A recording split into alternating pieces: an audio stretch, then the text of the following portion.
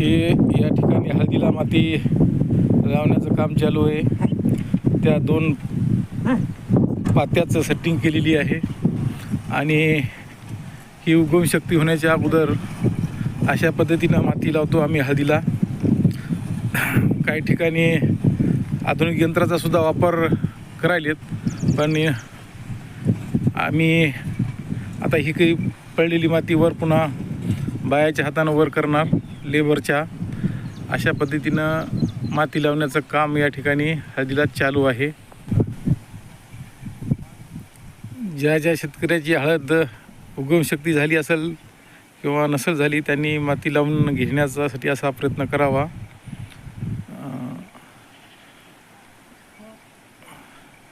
हे डोजर म्हणतो आम्ही याला. हे यंत्र आमच्या भागामध्ये विकत मिळते.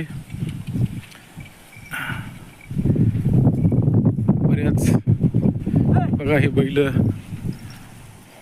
एकदम लगे लाल कंधार जातीचे बैल आहेत आणि हा बाळू माती लावायला आहे. बघा शेतकऱ्याची किती कला आहे. मी याच्या अगोदर बी तुम्हाला सांगितले, शेतकरी इंजिनियर आहे, शेतकरी डॉक्टर आहे, शेतकरी एक उत्कृष्ट शास्त्रज्ञ आहे.